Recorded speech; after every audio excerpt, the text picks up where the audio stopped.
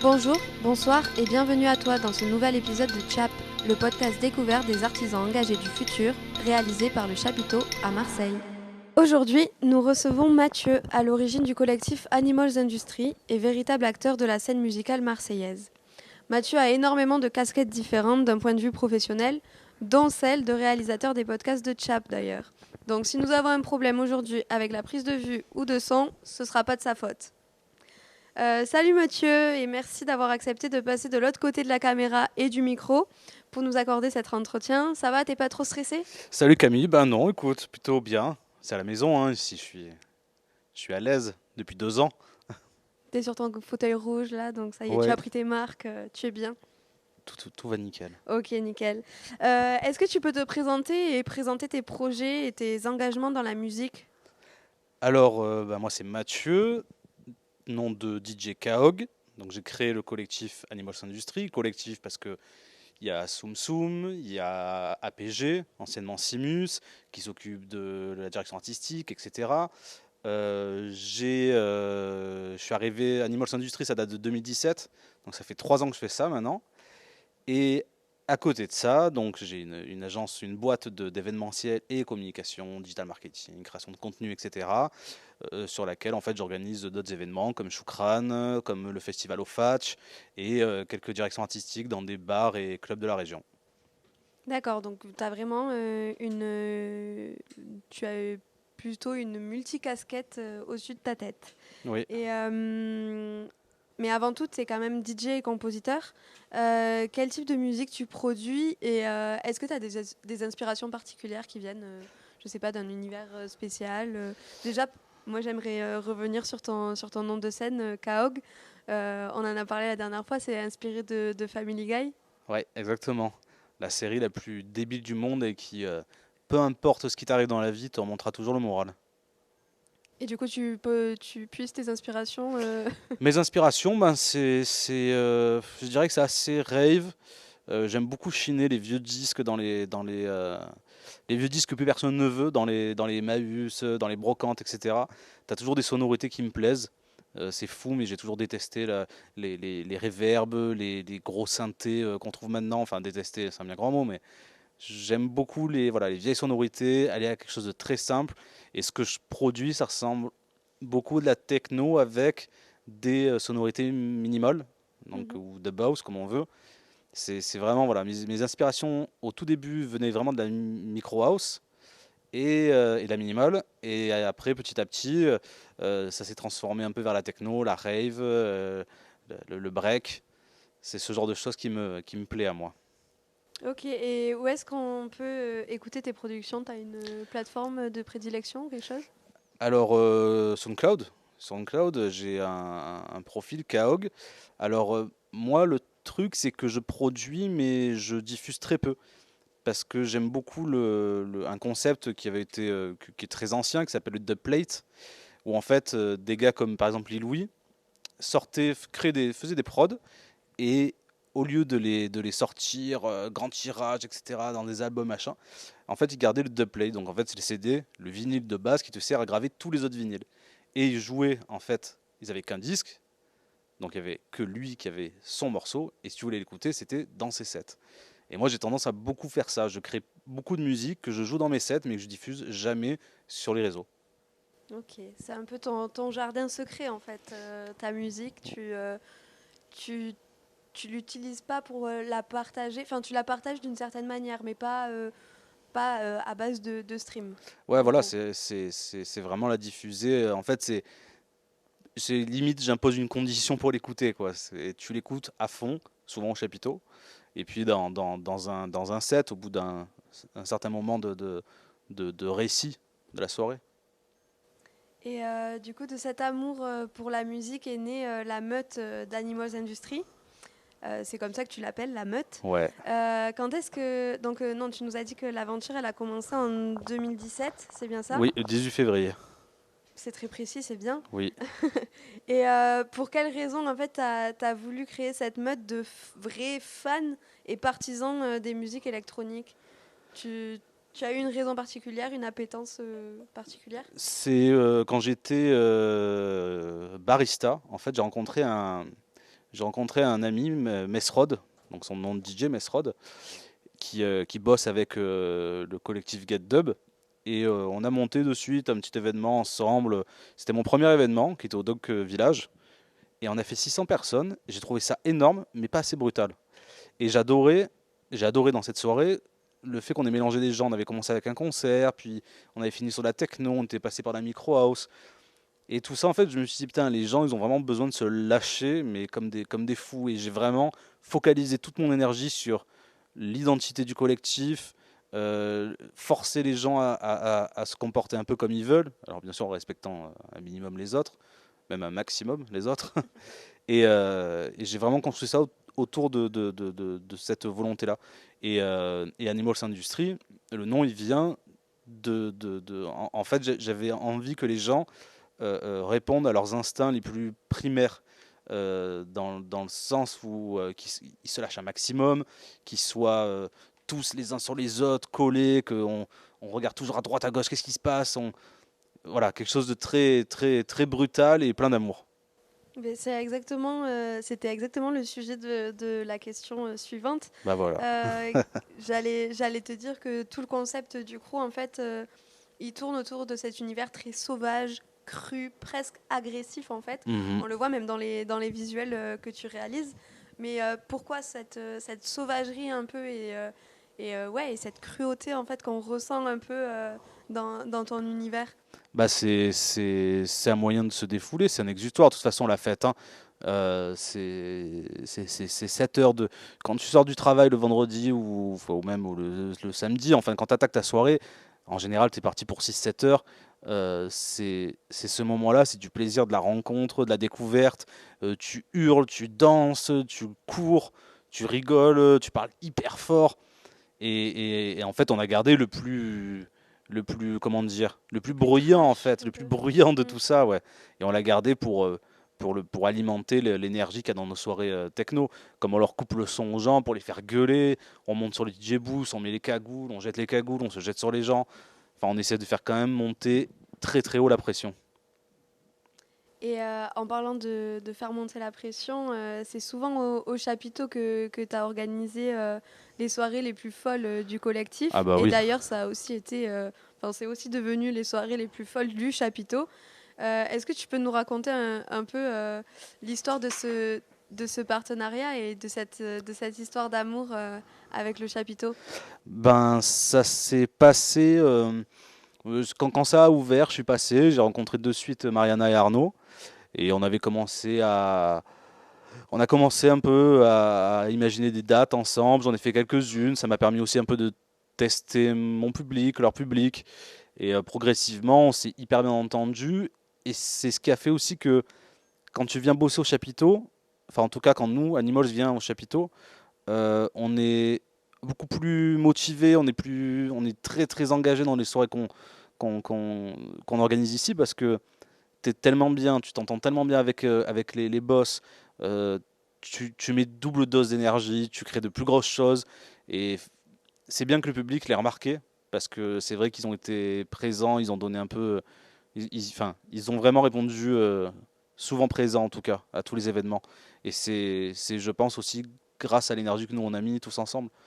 Ouais, vous vous êtes fait grandir. Autant Exactement, Animals a fait grandir le chapiteau que l'inverse. c'est ça. Puis Donc c'est une belle histoire. voilà, on est encore là et maintenant on est vraiment des amis proches. On peut tout envisager. On peut parler de tout, on peut tout envisager. Et c'est un peu comme si tu enlevais des intermédiaires, tu sais, on enlève les mails, les textos. On s'appelle, boum, t'as une idée, hop, j'envoie. Et puis on valide pas et on avance hyper vite. Ça permet de créer des choses costauds. En parlant de création, dernièrement, tu as lancé un fanzine, format papier et digital, mais surtout axé sur le format papier, dont la pseudo-ligne édito, si je peux l'appeler comme ça, est Culture Underground sur papier bas de gamme. C'est ça. Pourquoi tu t'es lancé dans un tel projet et est-ce que tu peux nous raconter un peu comment t'es venue cette idée de lancer un fanzine en pleine crise du Covid? Ben, le lien dont je te parlais, qu'on a créé avec la communauté Animals, avec notre meute, il nous manque beaucoup. Et on a eu des retours. Enfin, cette communauté nous a fait sentir aussi qu'on leur manquait. Euh, et je me suis dit, mais il faut qu'on garde le lien avec.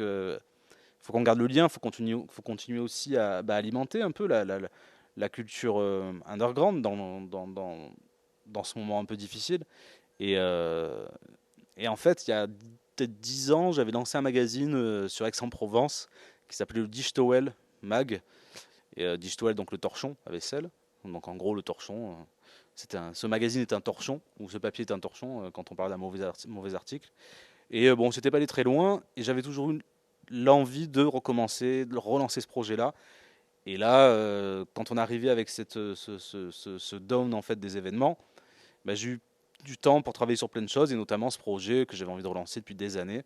Et du coup, on a sorti ce fanzine en fait, ouais, cette pseudo-ligne éditoriale, comme tu dis, en fait, il en a pas. C'est-à-dire que d'un magazine à l'autre, ce que tu retrouves, c'est juste, d'un numéro à l'autre, c'est juste un interview. Voilà. Tout le reste va changer tout le temps. Il n'y a pas de règles, il n'y a pas de.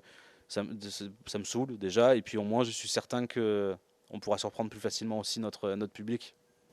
Et du coup, donc il y a pas cette ligne éditoriale, donc vous êtes quand même, enfin, tu es assez libre dans le contenu que tu vas Ah, proposer. complètement. Et du coup, de quoi est-ce que tu traites et est-ce que tu fais intervenir des gens pour rédiger les chroniques, par exemple, s'il y a des chroniques ou Ouais, complètement. Ben, on traite de sujets importants, de sujets un peu plus légers. Alors quand je dis important, c'est la place de la femme en tant qu'artiste, en tant que public, consommatrice de soirée. On va parler de la vision, enfin, pas la vision, mais la réputation que peut avoir l'événementiel à un niveau politique. À côté de ça, on va te suggérer des techniques pour te sortir de gueule de bois. On va te proposer de colorier une bite en coloriage dessinée par Monsieur Bit, qui est un artiste qui ne dessine que ça. On a Yann Relatif de Noir qui va nous raconter des histoires un peu fantastiques sur des personnages de nuit, des oiseaux de nuit. On a beaucoup de choses différentes. On a des playlists, on a des interviews. Et, tout ça c'est quand même quelque chose d'assez spécial à lire. Tout ça mélangé. Ok, donc en fait, c'est vraiment tu, tu ne tu ne te limites en rien.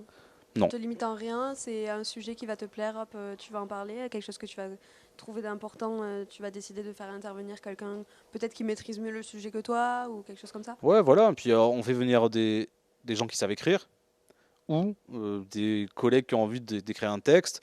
Là, j'ai un texte qui s'appelle Marie, je t'aime et qui parle d'une fille complètement tarée qui, en fait, avec le recul, est sûrement la femme la plus heureuse qu'on ait jamais rencontrée. Elle s'en fout en fait de ce qu'on pense, de ce qu'on dit.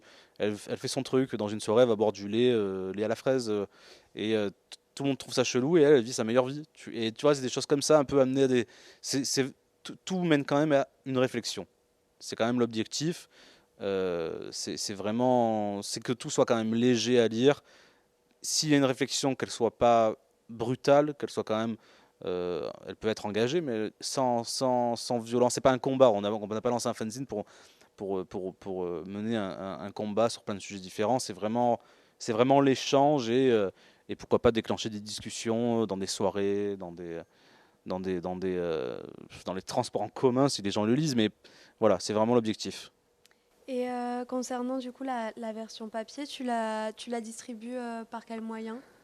Dans les magasins, en fait, dans les magasins, dans les spots où du public passe, ce sont des magasins, des bars quand on pourra, pour le moment, on n'a que des magasins, des coiffeurs, des choses comme ça, même des épiceries, enfin voilà, c'est un peu là où notre public va se retrouver, on va se placer, quoi. On parlait de ton statut un peu multitâche. Mhm. Et c'est quelque chose du coup qui te permet de te concentrer sur ce qui te motive vraiment.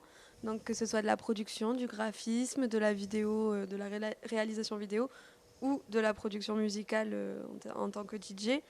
On peut voir déjà que le secteur artistique, c'est clairement ton dada. Est-ce que ce projet de fanzine est une manière de garder en fait la culture de la musique électro vivante malgré le contexte sanitaire ou politique? Ah bah oui, Est-ce que c'est aussi ça le complètement. but Complètement, Nous, on lâchera jamais, de toute manière. On lâchera jamais, même le jour où, j'en sais rien, moi, ça sera interdit d'avoir une platine chez soi, encore pire. Mais l'idée, c'est vraiment que, oui, voilà, nous, si on a un combat, tout à l'heure, je te disais qu'on n'avait pas de combat sur le magazine, par contre, nous, on en a un, c'est vraiment la culture, elle doit, enfin, c'est la chose la plus importante dans la vie. Quand tu travailles toute la journée et que enfin, tout l'argent que tu génères, il ne sert pas juste à pouvoir survivre dans les coups durs ou t'acheter une bagnole enfin, c'est quand même pour du plaisir, pour t'acheter la bonne bouffe, pour passer des bons moments avec ta famille, avec la personne avec qui tu vis, etc. Et pour vivre des moments de culture, enfin de musique, de musée, de plein de choses de découverte, quoi. Et nous, du coup, on s'est positionné sur la musique parce que c'est quelque chose qui nous touche depuis toujours, en tout cas avec les gars du collectif. Et on a, on a besoin de valoriser, c'est un peu, voilà, nous, ce qu'on a l'impression de faire aussi, c'est de continuer de donner l'importance à la musique, même si on ne peut plus la diffuser comme on le souhaite. Et du coup, en parlant du côté de l'aspect politique, justement, les musiques électroniques, c'est quand même des musiques qui sont très peu représentées et très peu encouragées d'un point de vue politique. On voit il y a vachement de restrictions, de saisine matérielle, des choses comme ça. Qu'est-ce que tu en penses, toi? Enfin, quel effet ça te fait en tant qu'acteur vraiment de ces musiques-là, de voir que bah, t'es pas forcément accepté ni bien représenté et que beaucoup ont une image assez négative de ce milieu-là? Bah, le problème, c'est que ces personnes, ces personnes-là, en fait, qui donnent un peu leur avis sur la musique électronique, je, je, je pense ils ont pas beaucoup fait la fête. Parce qu'il y a enfin, tu vois, c'est comme dire qu'à tous les concerts de rap, il y a des bagarres. C'est un peu, tu te dis, oui, bon, ça va dans la fête, mais peu importe. Tu vas tu vas dans une fête, dans un club, etc. Alors bon, c'est la drogue, etc.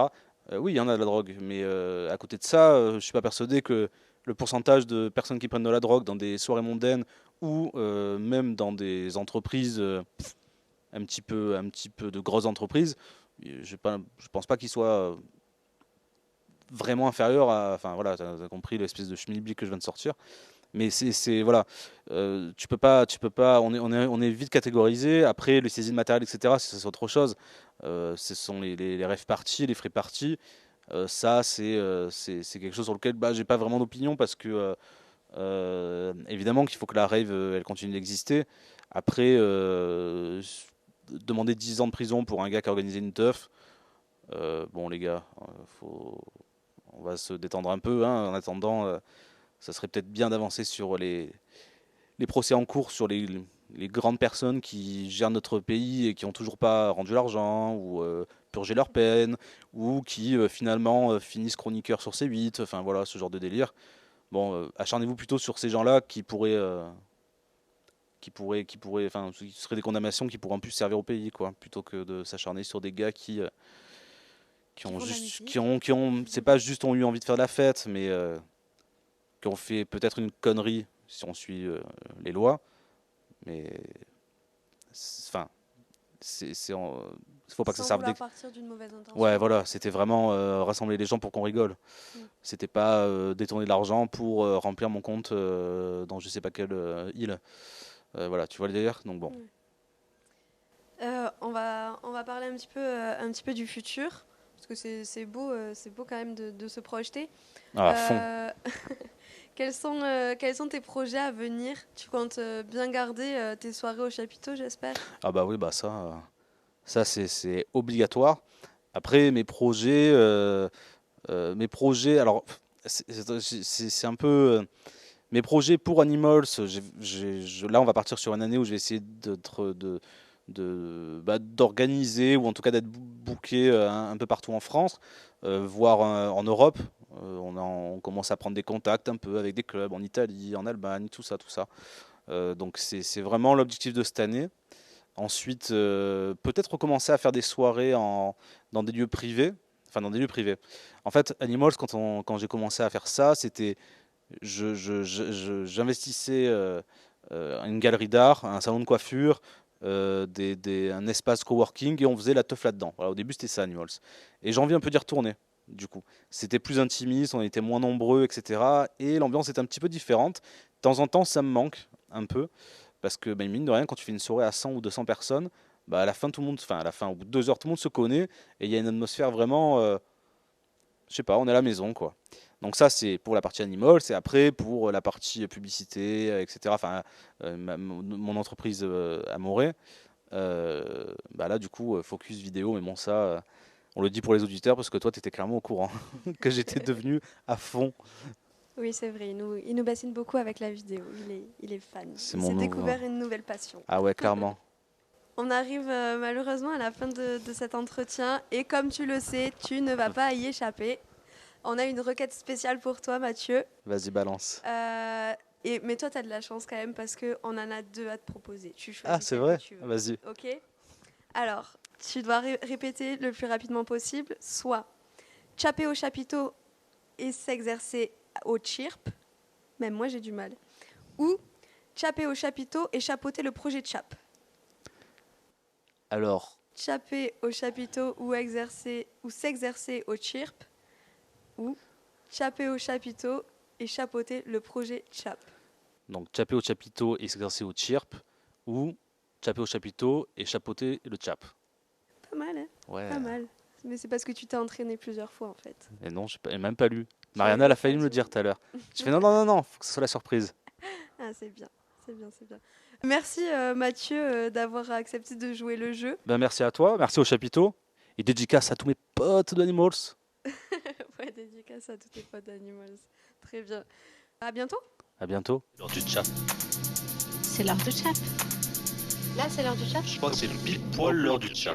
Oui, c'est l'heure du chat. Non, mais si c'est l'heure du chat, alors.